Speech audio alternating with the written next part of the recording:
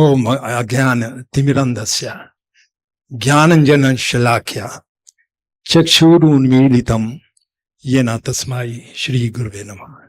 First of all, I'd like to thank the organizers of this wonderful Srila Prabhupada Memorial Festival.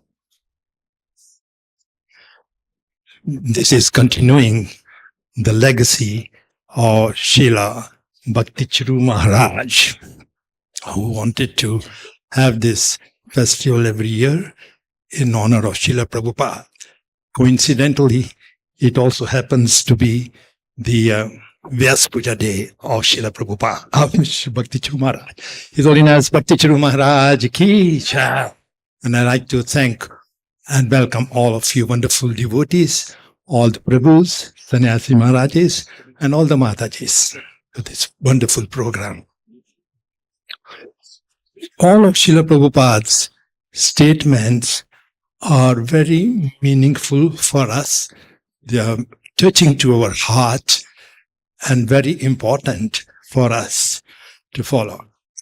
And they will utilize. I would request all the devotees to please somehow download this. If not the video, at least the audio part of it.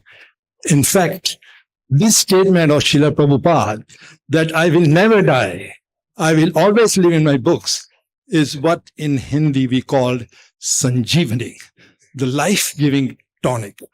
Every devotee will feel like that to remember this wonderful statement of Srila Prabhupada.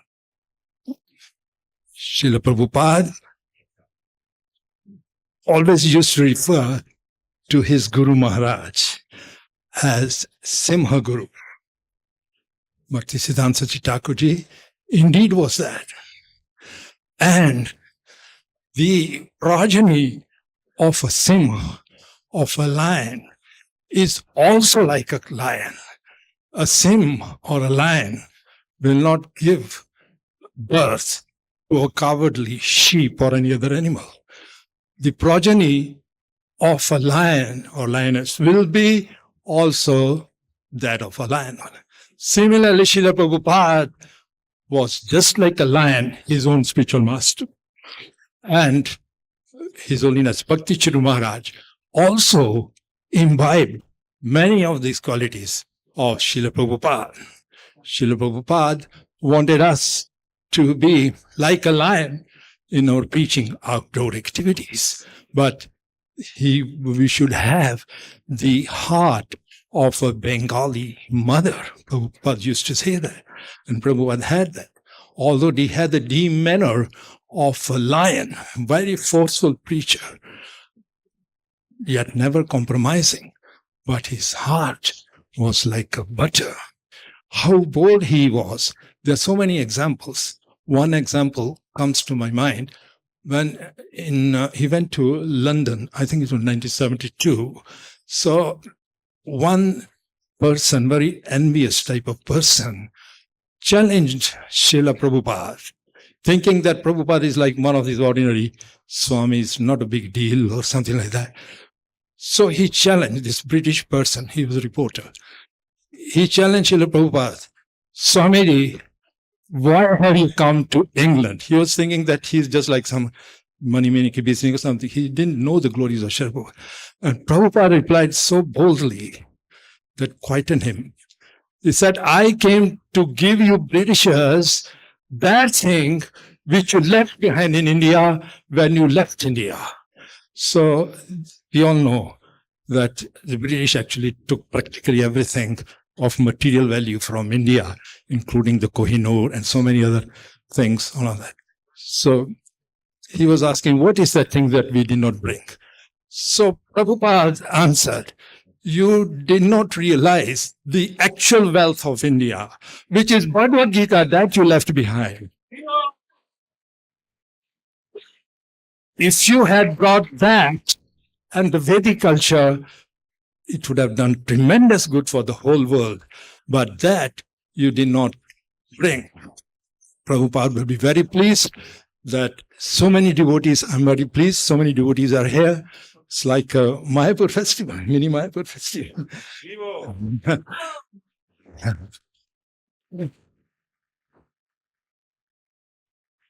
One of my favorite anecdotes regarding Prabhupada is that in New Vrindavan, I think most of you have heard of that, in America. I think Radhanath Maharaj was there for a long time. Okay.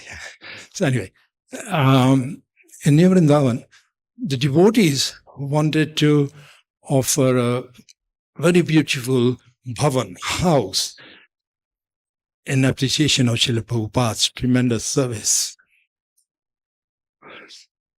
When everything was ready, they asked Prabhupada to please inspect it before we do the actual opening. So if you need any changes to be made, we will do that. So Prabhupada, along with the devotees, sent.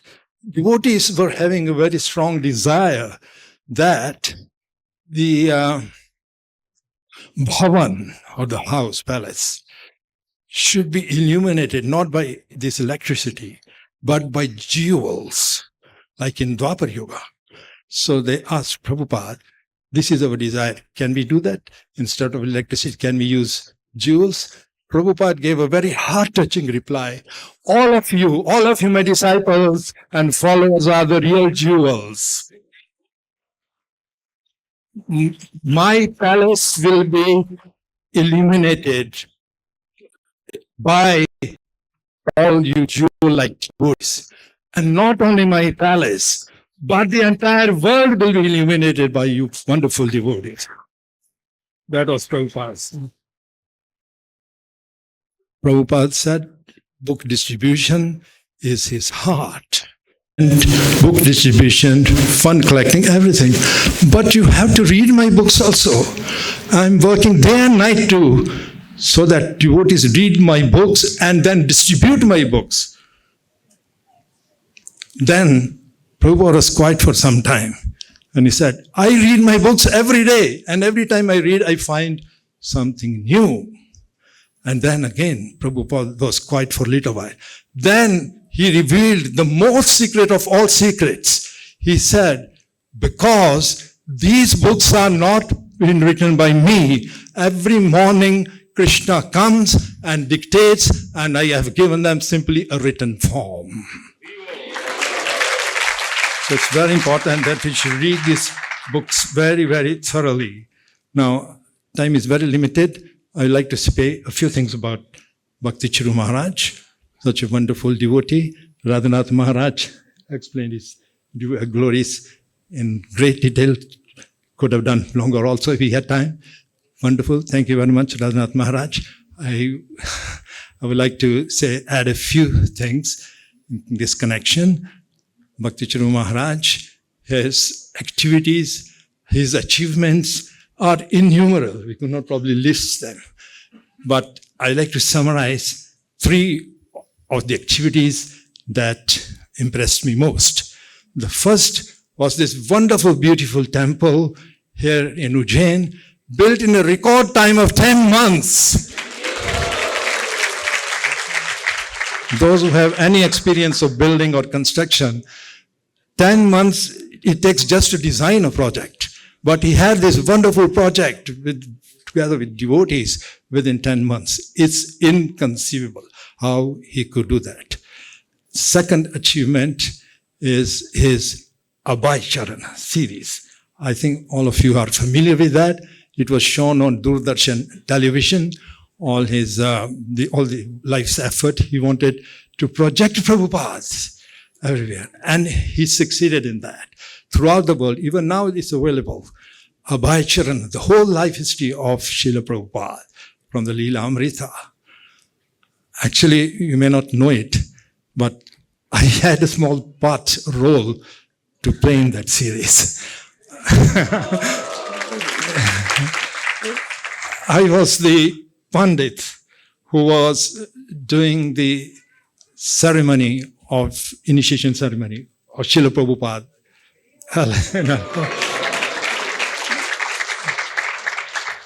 But in any case, we are very grateful to His Holiness Bhakti Charu for having, through this series, introduced Srila Prabhupada throughout the whole world.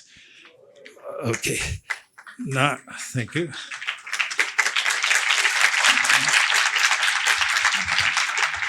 The last achievement, as I said, the list is endless, but in my list is the concept of the parampara deities. It is a very unique, indigenous project to have, genius project, to have Prabhupada's and Guru Parampara's deities on the altar.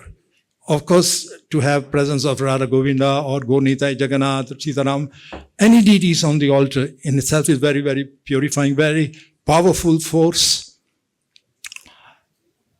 To have in addition deities of the Guru Parampara is a very unique, brilliant idea of His Holiness Bhakti Charu Maharaj, and we feel the altars are even more energized by having these Guru Parampara deities. So I'd like to end here because there are many speakers, and once again, thank all of you. Hare Krishna. Thank you. Jai. His Grace Mahaman Prabhu Ji ki Jai.